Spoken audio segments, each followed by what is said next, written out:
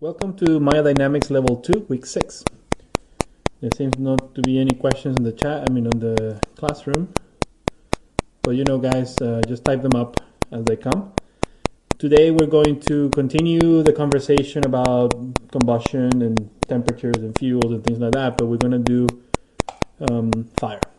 Okay, so I'm going to put this video in the community so you can use it as a reference, but you know what my motto, always try to use live footage. This hasn't been color corrected. This is a very, very raw render as it comes from the render engine. Okay, I just made a quick time out of the frames, so this will obviously be can be tweaked in comp a little to bring the colors. I tend to magnify things so you can see them clearly with the compression of the videos and all that. So if it looks to you too orange, is okay, done this way. But this is what we're going to go for. So it is a variation of what we did last week. We could reuse some of the settings, but I'm going to make it from scratch. And eventually, once you start getting more and more practice, you will probably be creating either an asset that you can bring to other scenes in the future when you need to do fire, so you don't begin from scratch. Or I'll show you, we can make presets and things like that. So, but yeah, it's a bit of a variation. And we're going to do a couple of tweaks of what we did last week. So here we go. So that's what we're going for. Well, of course, we all seen fire before, but we know that we need to have an accumulation of temperature, as you can see, at different heights. Especially on flames, okay? Well, compared to what we did last week, which was very organic. I'm just going to open it up. Black against black, okay? So the parameters, okay, of the container itself, they will remain, okay? We have a similar set of numbers and similar values that we're going to be using, and so the properties themselves are not that different from one another. The main thing is going to be, of course, that there's not going to be any black smoke in here. The way that this fire evolves is a lot more violent and unpredictable than the plume. It dissipates randomly, or almost would look like randomly, very quickly in certain areas, okay? And what keeps it moving forward and alive is just temperature and more fire, of course, coming from the bottom. So you can see that we have very clear gaps, okay, on the emission that will help. I'm assuming, okay, when I make something like this, you probably wouldn't see the bottom, right? You will see it like this, just the flame, right? So having gaps on the emission will help getting a more chaotic kind of flame at the top. Look at the edges of this, okay? There's a lot of swirl. You can see there's a lot of eddies and a lot of movement in here. And on the edges is the best way to see the swirl and the dissipation, what it's doing. Okay, so it's very quick. Perfect. So let's go in and start. So all I did is I made a couple of notes for myself because I just don't want to spend too much time digging for the colors of the ramps, and given that I'm always running for time, it's easier if I just have a few notes for the color. Okay, so if you see me sometimes it feels like I'm reading something, it's because I'm looking for my numbers to use on the color. Cool, so let's go ahead and begin. Let's make ourselves a container with an emitter right away. We're going to need both. Here we go. And I'm going to replicate the example, okay, that I just showed you. So for that, we're going to need a few more frames. And we're going to need, I don't think I'm going to be simulating all the frames in front of you. It's definitely going to help. So, perfect. For that, I'm going to need a container that it has certain dimensions. Let's say, the one that I was using was very thin because I'm rendering from the front. So I'm trying to save space on the x-axis. So I'm keeping this at 10, and I'm using probably 25 and 50. I could make a smaller flame, but I'm going to try to do something a bit more realistic in size, okay, what you want. So that is my grid. This is a nice flame, okay? If we can squeeze the detail out of something this big, of course, if you have to do a little scene, a little fire, it's going to look much better. So I'm going to try to do something a bit more on the real terms. I've seen tutorials, I've seen people try these effects, and they go in and they do something that is 4 units. It's ridiculous, so we need to try to work on something more realistic like that. Okay, anything so tiny is going to look awesome, but If you can make it look awesome in a bigger container, then you are truly good. So the emitter itself, okay, let's go in and grab that guy, and I'm going to use a volume emitter. You could use geometry, okay, whatever you like. I'm just going to use a volume emitter. So I'm going to place this guy around.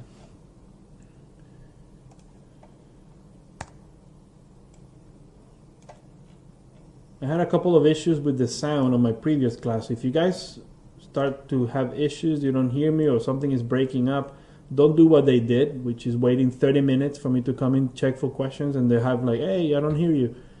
You turn your microphone on and interrupt me, okay?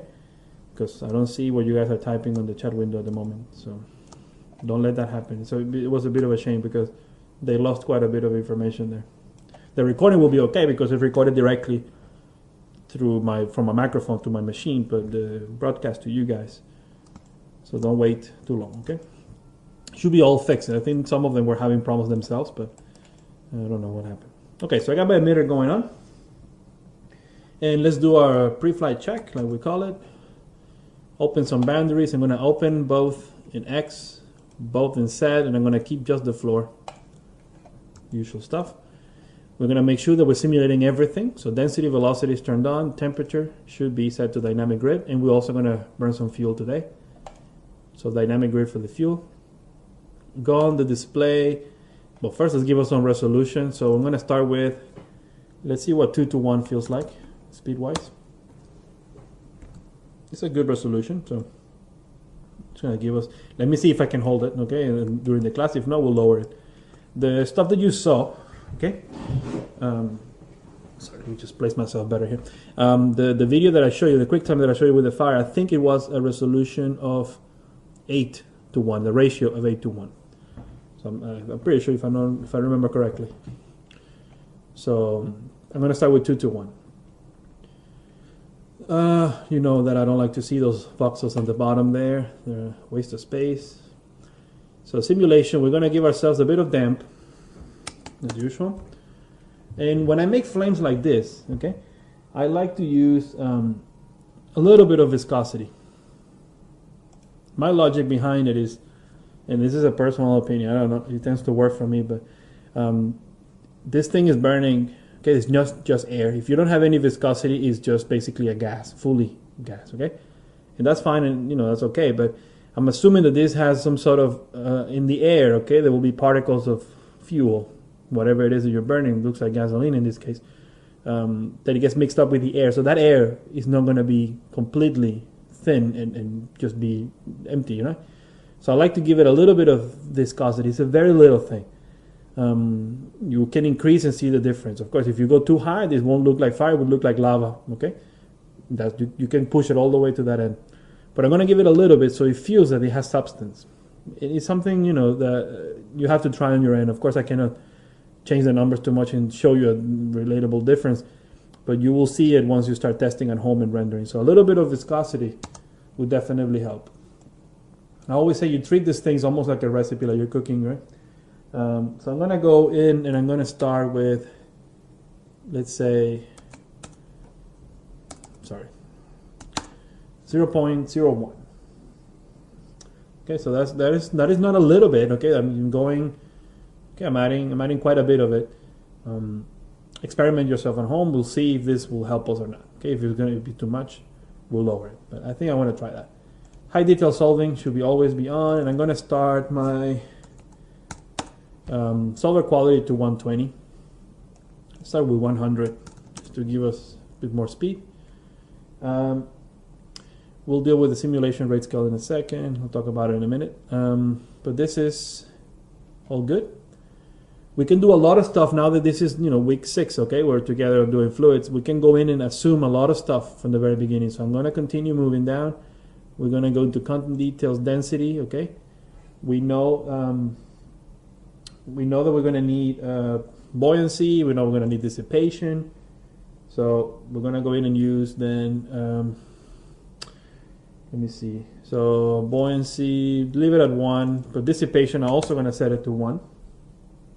At least just to get me to a starting point. I don't care for diffusion in this case. All of these things are fine for me. velocity, you saw the amount of swirl that, well, you can see that definitely the result is noticeable. And if I'm telling you that the ratio is an 8-to-1 ratio, okay, on this container, and you can still see that amount of swirl, is because the swirl is going to be quite high in order to push it. Remember that the more voxels you have, the more swirl, the higher the swirl is going to have to be in order to be able to see it. So I'm going to start with a value of 16 just to begin with, because I'm working at a ratio of 2-to-1. Okay, if I'm planning to go all the way up to 8, this will go 25, 30, maybe more if necessary. Okay, turbulence is important. That is the whole thing about this fire. Okay, is swirl, is a lot of turbulence both on the container and on the emitter. Okay, it's going to be based on textures that move around. Okay, so that is all very chaotic. Okay, you need to push this fire and give it a lot of turbulence at the bottom, and that's going to translate into interesting flames at the top and dissipate things quickly. That's basically the rule for this. Temperature is important. We leave the buoyancy as it is. Right now my buoyancy is set to 1 on the density, 3 in here is okay. We need dissipation. Okay, so right now it's set to 0.1. I'm going to bump that up to 1 and see. I'm assuming I want to dissipate this density and the temperature quickly to make the flames again disappear. So it's not the smooth transition that we had with this one, okay, where the dissipation was very subtle. Okay, this is very strong and quick. Okay, you can see the flame exist, and then 2-3 frames later, just gone. Okay. So that is all about dissipation in here. So I'll start with a few, some of these values. I haven't planned for these numbers. Okay, so I'm just dumping some things there. Turbulence is fine. Everything is okay here. Let's go to the fuel section, and we know that we want to have an ignition temperature of something. That is key. So I'm going to put a 0.1 for now, so we get these temperatures burning differently throughout the scene. Max temperature is fine to 1. Heat release is okay at 1. That's all good for me. Move down to the texture section and enable right away your grid. We're going to need to calculate these textures. And we are also going to need, under the lighting tab, we need the self-shadowing turned on. And you will think, well, but how come is fire self-shadowing? Well, I agree. It's mostly visible on smoke. But this does give you a little bit of a change in color that it helps, okay? So it doesn't hurt to turn it on.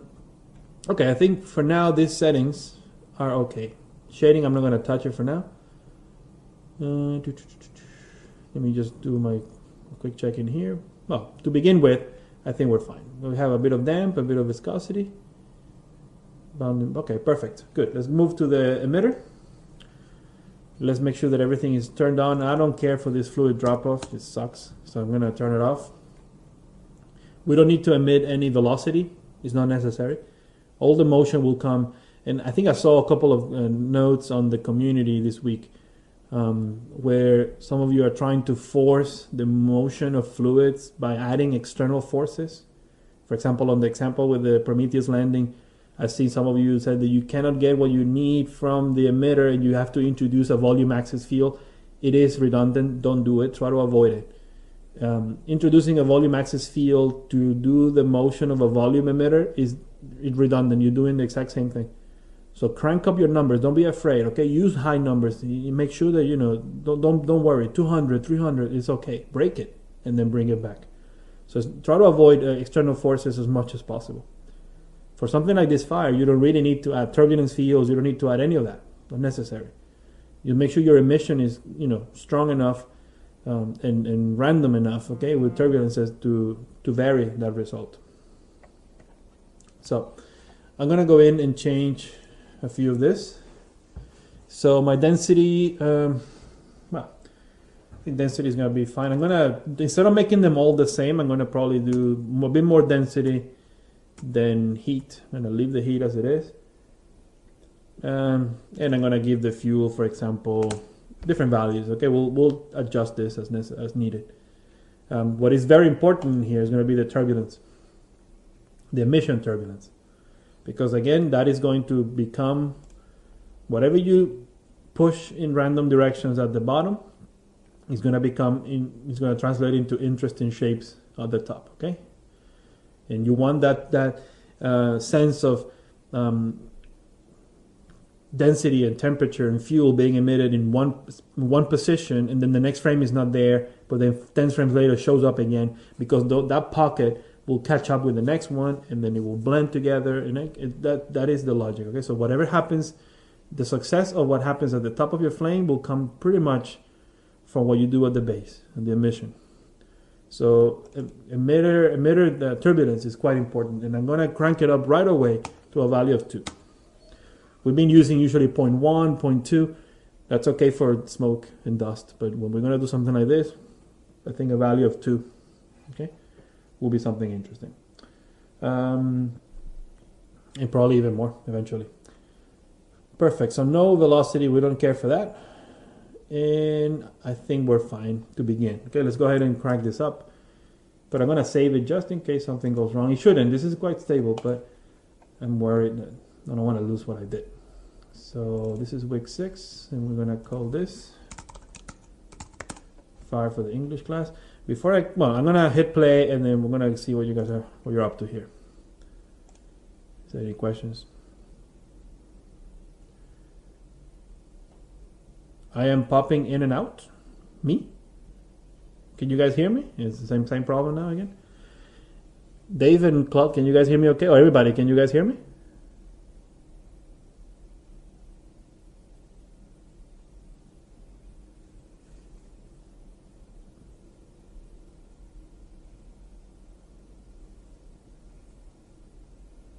There is a delay. Okay. Let me pause the recording for now. Go ahead and keep moving. And I left the simulation running, so let's see what it's doing. Should have it ran long enough to loop. But that's fine. Let's see where we are. Okay, so we have something. Okay, it's not really there yet. I like to hit render from the very beginning. You know, the earlier the better. So this is my software. We're going to use Mentor Ray. And you know what Mentor Ray does with the color, you know, being like you see it takes that white and makes it super bright. So what I'm going to do right away and start jumping in with the shading. Okay, play a little bit. I know my emission and my conditions of the container are not ready yet, but that's fine. I'm going to go in and at least fix that bit with the shading. So last week we used the color, and I was saying that I tend to use the color as an overall tint. Okay, for the whole effect. We used last week something towards black, okay, because we want to put the attention mostly on the actually cloud of smoke. In this case, I think a color more orange will be a better suited color for us. So I'm gonna go in and play a little bit with this. IPR will be our friend today. We're gonna try it. Okay, because it's very fast. Okay, so force the color that you like. Okay, it doesn't matter. I'm gonna just keep it. I have my notes, and I'm gonna look at my notes for color later. But I think for now, at least it's not white anymore, so it gives me a better idea. So that's good and fine. Okay, so issues so far. This thing is not rising enough. Okay, so it needs a bit of a push, which we're gonna deal with in a minute. But I like to take a look at the conditions of this container right now. You go on my display. I'm going to take a look at density. That's fine. So I seem to have enough, at least for now. I'm going to probably crank that up later. My temperature is there, so that's good. It also needs to be more buoyant, so we're going to crank that up in a minute. And the fuel is also there. The fuel, remember, is going to get pushed by the temperature and the density. So for now, there's no fuel buoyancy. So the ability of this fluid, the density and the temperature to rise is going to translate into a better fuel distribution. So I think for now, the conditions are there, but we need to go in and crank up some numbers. So let me take a look. Right. So buoyancy, this is way too low at 1. I'm going to go in and crank this up to 8. Just really push it, okay? If it reaches the top, it's fine. We'll clear it later. we'll deal about this later, and we'll also take a look at the temperature buoyancy, and I'm going to double it as well. In this case, you can see that my density buoyancy is higher than my temperature buoyancy, and it's just because on the previous example with the plume, we just wanted the temperature to drive the smoke. In this case, it's not really that important. You could experiment with both numbers. I just go in for what I can see on my container here. Let me run this one more time.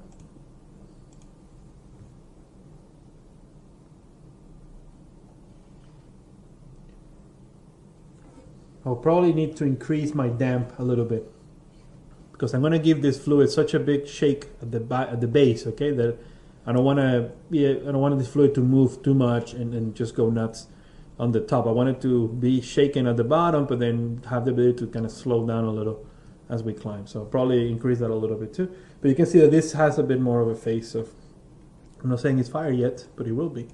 Let's go in and render this frame, and it's going to get there. Perfect. So at least we have something that is taking shape. Okay. We are going to do many things. First, let's go in and change on my emitter and put some textures in here, okay, to break this up. We need to start giving pockets on the emission. So I'm gonna go in and put myself a noise. We have done this one before together, so nothing special here. Perling noise, give an amplitude of 3 at least, frequency of 2. We'll figure this out, this number together now. Because remember, that is just how to break up the shapes at the bottom. So if it's too low a frequency, then you will end up with fire in one side, nothing on the other. So we'll need to check it. Let's put an expression here quickly.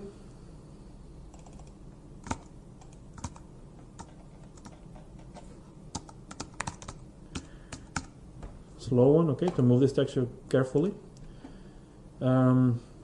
I'm fine with this one, so let's go in and I'm going to use the same noise. Just for something different, I'm going to use it in all 3 components this week. Last week I didn't use the texture on the fuel because I wanted the whole tank to burn. In this case, because I want just pockets, okay? I just want to poke holes on this emitter. I could have used multiple emitters. That's a way to do it too.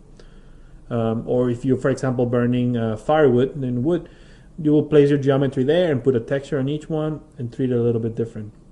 Or probably you will keep the whole log as a fuel emitter with no texture. That's fine with me. I'm just kind of spicing it up, changing things a little bit compared to last week. So I'm using it in all 3. Let's take a look and see what that does. Basically, don't let it run too long because it starts to blend too much. So here is a good way to see, okay, from the top. See what the texture is doing. So probably my frequency is a bit too low because this gap is a bit too much. Okay, I would like to break it up a little bit. So I'm gonna tweak this frequency and try a value of 3 and a depth max of 4. You mess with these numbers a bit more than me. Let's see what this does. Okay, so that's better. I have a little gap. Okay, that's all I want is just this. I don't want too much of a separation. So this is good. This is going to mean that our values are going to decrease. Remember, once we put textures on emitters, the amount that is coming out is always less than you had before. So we probably need to tweak this a little bit. I'm going to move that up to 3. And I'm going to put more fuel in here. Probably, I don't know, something like that. I'm going to leave my temperature as it is because I'm expecting this fuel to burn and release more temperature. So I'll see. If I need to, I'll come back. All right. Let's run this guy one more time. Let me quickly double check that everything's good. All right, you know the drill. Put the questions there as they come. Here we are. Don't worry about the orange and all. You'll see how quickly this thing is gonna change from looking like that to looking like fire. It's 2 or 3 clicks and it's amazing what it does. I'm still worried. I'm still focused on the simulation. Perfect. Let's do ourselves a little favor and hit render and see where we are. Okay, so what I look for in these renders, okay, again, I'm not looking for the qualities of visual qualities of fire as far as temperature and color changes. I'm just looking for shapes. So this kind of lines that you can see on the edges are going to go away once we mess with the opacity curves. So yeah, I kind of look just for this separation between dense areas and then empty areas. So we're getting there. We're almost there. Let's go back into the emitter, the container itself, and see what other numbers we can mess with. I think I'm going to increase my damp quite a bit. Help myself avoid these flames to reach in the top a little, and slow them down. I think I want to put a little bit more turbulence on my emitter as well. So right now I'm using 2. I'm going to put a little bit more than that. I'm going to increase my swirl a little bit more because it feels that it has some shapes, but I would like to see a bit more curves in here. So it's a bit still too upward motion. You can kind of see it here as well. It starts to come up and the buoyancy takes over, so you end up with this kind of cylindrical, kind of fingery shapes, which I want to try to break. So I'm gonna, between the fact that I'm increasing the turbulence on the emitter, I'm gonna also increase my swirl to a bit more. So I'm gonna go to 20. Perfect, and could increase the turbulence on the emitter. We'll see that. Leave that for now. I'm gonna double check my numbers in here. I think everything is fine. So I'm gonna run the sim and I'm gonna analyze the contents before we start then doing rendering. So let's let this run for a minute.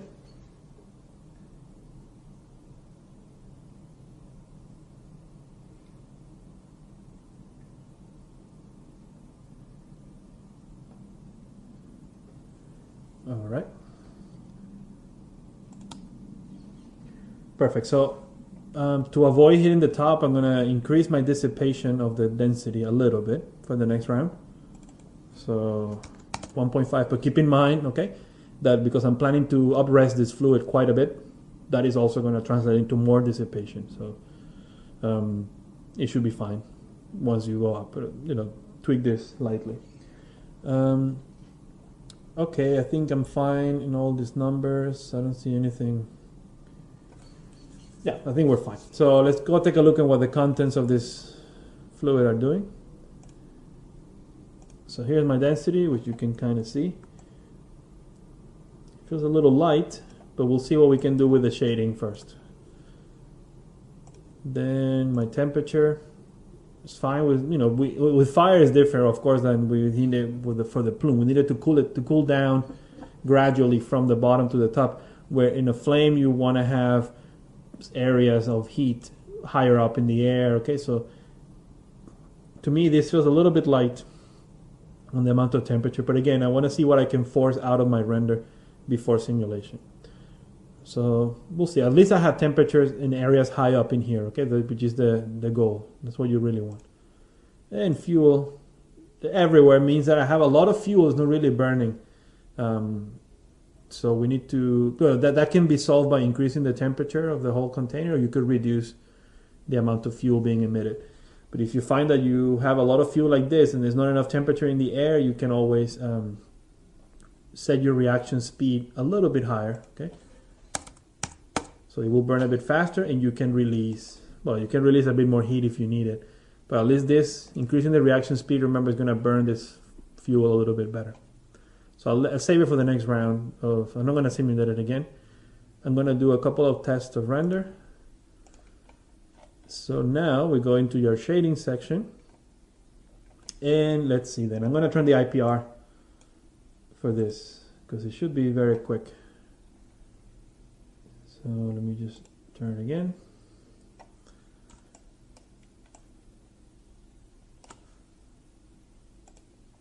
All right. So let's run it. You can see it's pretty much real time, so that is very cool. All right, so let me check the transparency. So you could use a bit more opacity, so I'm gonna make it a little bit. Sorry, for now I'm gonna play a little bit like this. The colors. So like I said, I have a few numbers here written out for me. I'm gonna use them as I need to, but basically. The key here is going to be the incandescence. Last week we played with the temperature. So I'm sorry, we played with the incandescence input being mapped to the temperature. And that gave us the good result for the plume. I'm going to show you now. I'm going to do it with the temperature, and then I'm going to swap it to a different mode, and you will see the difference. It's radical. So let's start with this one. I'm going to place myself, okay, 3 or 4 colors in here. If you look at the video, then you will pick them, right? Use almost white for the really, really hot areas in here. And then you've got a bit of orange, no black, okay? So the black doesn't mean you have to remove it from the ramp. You can leave it there. But I don't think I'm going to be sampling any areas from the middle to the left. So let me go in and grab my numbers in here. So for this first color, okay, I'm going to be using, it's a bit of an orange. So let me see. Okay, so somewhere around there. I'm just trying to read my notes for the numbers because it's a bit of a pain in the ass. Okay, so perfect, and we're going to give it a nice hot value. In this case is 1.5. I'm going to bump that up to 10. Okay, so you can see that you start with the base color. Okay, the base color is actually a dark, almost red, kind of orangey look, and then you bump up the value, okay, to make it really, really glow. But there's still components of that color being left in here. So you will see this slowly going to start to change. I'm going to take this guy over here. I can increase that distance a little bit more. And I'm going to take my next color and we're going to place it just, okay, somewhere. Basically here you're giving a more range of hot temperatures to play with. And this guy is going to be a similar kind of look. Let me just grab my numbers in here. So yeah, it's pretty much the same as we have. I'm going to lower the saturation a little bit. And the value is not going to be 0.9, so it's not going to be as hot as the original one, as the 10, but I'm going to probably do, so let's say 1.8. Okay, so it's a very bright orange look, and I'm going to add one more. Anywhere, I added 2, sorry, I need to add just 1. And we're going to place this guy, let's say, close, to get a sudden change. Okay, again, I'm going to open this render here. Smooth transitions are okay from the really hot to be cooler, but then you want to have something a bit closer together. Not like we did for the plume as well. Okay, so this is a bit more sudden, the changes. And this color is going to be, again, another variation of what we originally have. I'm just going to go a bit more, say, a bit more orangey. Not as saturated, a little bit less. And something like that. Okay, so a dark color. A quick change from hot to darker, right? But at this point, I'm assuming the flame is going to dissipate. So it's going to start dissipating at these colors. So that's good for me. But you can see that, it's changing, but not that much. Okay, it's still, you can kind of see the potential, but if you start dragging your input bias and start sampling the hotter areas, you will see that this thing will start to, let me release it, okay, start to come through. Starting to get there. And this is with temperature, but again, it lacks that bang, it lacks that impact. It's not really the same as I have on my render. And it's just because in this case, dealing with temperature is, it could take a bit too long, okay? You're going to have such a sharp changes of temperature that it can get a bit hard to deal with. My advice is try this. Try switching from temperature to constant value. And automatically you're blowing everything up, which is great. You can now take in and cool this down a little. And we'll mess with this in a minute, a bit more. You could sample a bit less, okay? You can see that there's a lot of heat in here. And we're going to lower in a minute, but you can see that it made quite a big jump and you start amplifying this thing. This is based more on the density of the container. So the temperature does help, but it's not really it's not driving this ramp, okay? only on the temperature. It's just taking a constant value that is going to travel from the really hot to really cold, and think of it in terms of basing it on the density. But you can use this slider to cool it down if necessary. It's not cooling too much, but I'll show you now how you can change that. But you can see the big difference from constant to temperature. The very dull result. So I'm going to stick to the constant value. Let's just use something like this. Perfect. Now let's go in and see what I'm doing. Let's go down to the opacity tab, okay, and play a little bit with this. For fire, okay, well, sorry, for the plume that we did last week, we wanted to sample very smoothly. Everything is very smooth on a plume, right? So it was a bit of a slope, very soft, that we did last week for the opacity. In this case, I want to sample only specific ranges of temperature. I'm trying to find my video here again.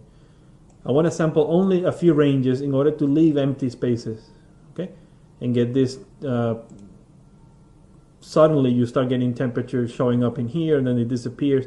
It's because you're only playing with the range of fire, of temperatures in this case. So I'm gonna go in and remove some. You can automatically. That's what the good thing about having the IPR open. Okay, you can see the result happening right away. So you can see that I'm removing density. Okay, one thing I should clear is that I'm talking about keeping ranges of temperature. Where I see it in terms of temperature, but it's honestly what I'm doing is just moving density. Okay, the input bias is density, so I'm taking density out. I see it in my mind in order to get a result of areas of temperature being chopped off. So you can see now this is the full flame. Okay, if I go in and eat some of it, you can start to get. So you can think of this lighter as your core of the fire. Okay, so you can have a flame. You can easily run your simulation and render it like this, and you will only end up with values down here. You will ignore pretty much everything else. But that's not quite what I want. I want to have probably something like this. So let me just show you. I'm going to crank up this value, lower this one here, and get rid of that one. And you will see how this will be very useful right in 1 second. Okay, so I'm going to stick to that ramp.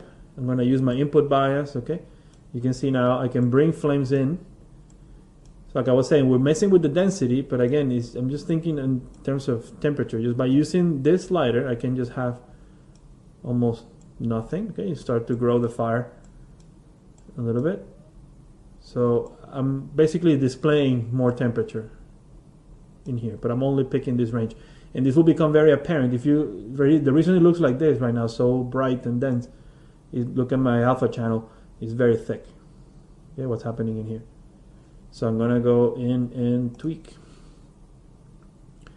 Don't think of using the opacity ramp as to thin out your whole effect. That's what the transparency value and attribute is there. Think of this in more of areas of display of temperature and density.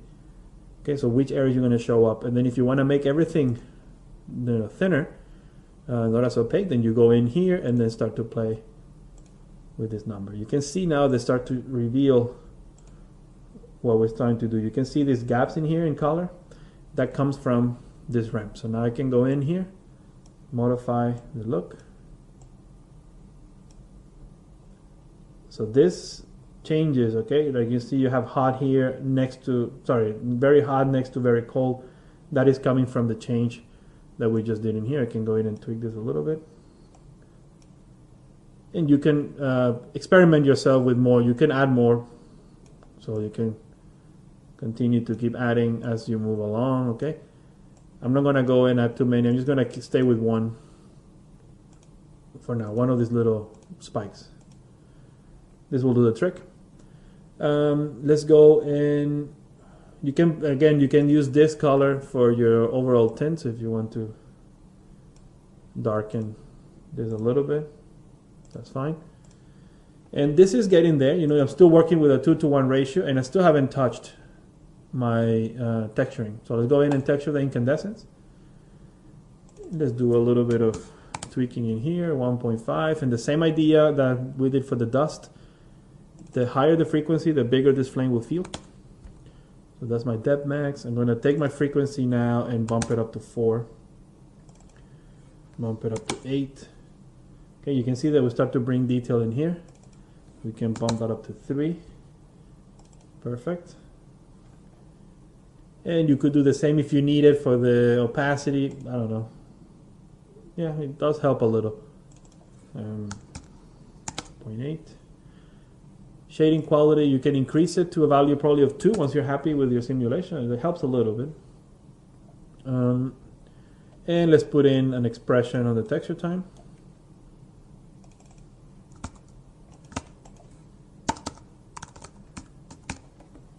Done. That's just when you're animating this. It's not going to be visible right now, of course. Perfect. Let me just double check anything else I'm doing here.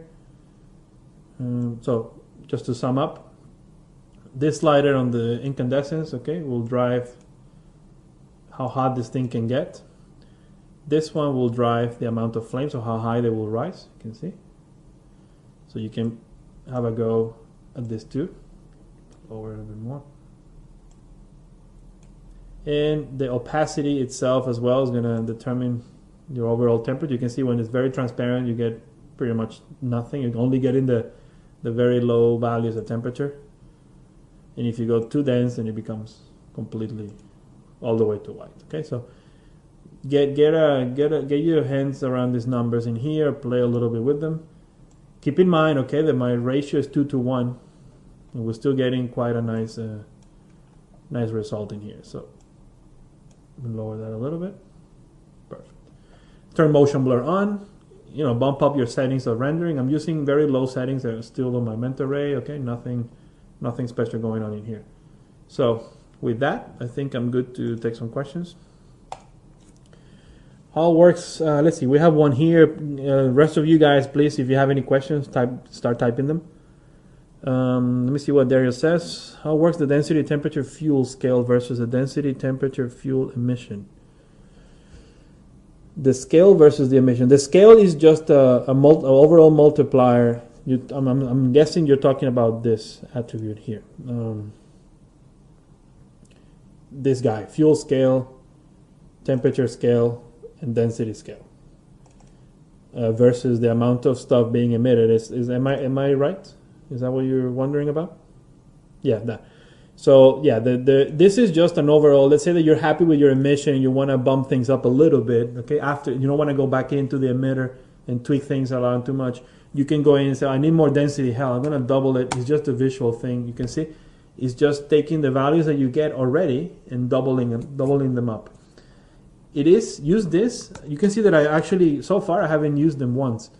It's because I don't like to use them. I prefer, if I'm lacking density, I prefer to emit that because it's going to translate into different motion of the fluid. But that doesn't mean that this number is untouchable, of course. If you need a little bit more, then you can always crank it up. If you think that your fuel scale is not... the fuel is different. The fuel is more for the simulation, but at the end of the day, it's the same idea. Okay, whatever comes out of the emitter gets multiplied by this. And use that as an overall switch. But try to avoid, for density and temperature, if you're feeling thin, go back into the emitter and output a bit more. What is my opinion on using a high time rate scale? Well, that's a good question. Okay, good. The simulation rate scale, okay, we haven't used it yet. It's right over here on the dynamic section. And this guy is basically going to speed up the rate of simulation. It's almost as if you were to speed up the simulation itself. Don't think of it as a slow motion slider, but it does help for something like fire. You're right. On my scene, okay, on the scene that you saw on my Play Blast, I am using a value of 2. Okay, that is going to, you will notice, okay, that if I run the simulation again, it's going to speed up a little bit the way it's moving from frame to frame. This is not a magic number again. It's going to just make the simulation faster. It's just basically skipping certain things, skipping certain evaluations, and just giving you a faster evolution of this fire. It will have a bit less detail, okay, but it will be, for the case of the fire, and I'm glad the kid asked me this, for the case of fire is very good because you want a bit more, like I've been saying all the whole class today, erratic look. So you can experiment a little bit. We tend to use lower than 1. Sometimes you can use lower than 1 for dust. If you want something a bit more, a bit smaller, sorry, not smaller, slower, with more swirling, something a bit more leaning towards a slow motion kind of feel, okay? You will probably lower your simulation rate scale. For something like fire or an explosion, for example, it's interesting to experiment with numbers greater than 1. If you want the exact definition, you know that Maya Help is there for you, and you can read about it. But basically, that's the way it works. So setting it to 2, I run the simulation again. These flames are not going to have so much progression. You might have a bit more, but you will definitely have a different look visually, a little bit. It's just they're going to move faster and evolve faster. Everything's going to happen twice as fast. Let me see what else is going on in here. So the rate scale will multiply all the values? Not really. Not really. It's not really a multiplier. It's just the solver itself is going to be less precise, and it's going to amplify the speed. So it's going to move through the numbers faster, but it's not really going to multiply anything at all. It's just the speed of evaluation.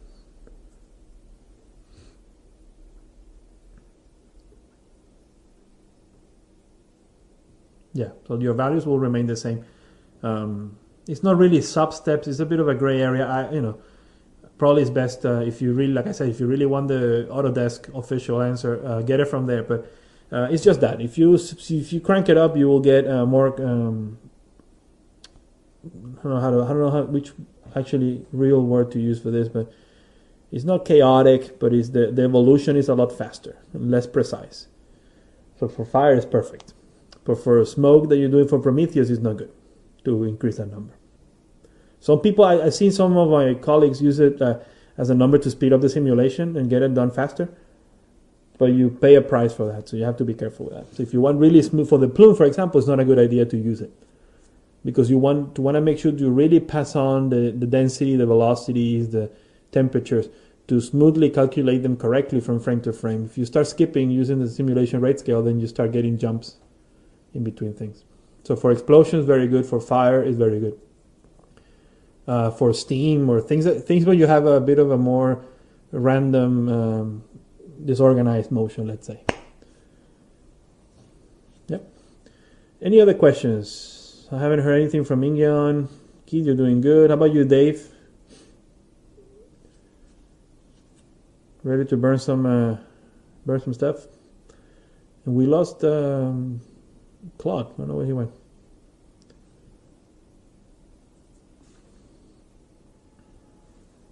Let me just quickly check what these guys are doing. Ready to burn stuff. That's good. Let the Pyromaniac and you come out. Let's see what key is coming through. Let's see one more question. I'm going to place the video, the little clip on the community so you have it. Perfect. There is good. Dave is good. Keith is good. And Ingyeon, I'm assuming you're okay as well. Perfect. So Keith is typing something. Let me just wait for him.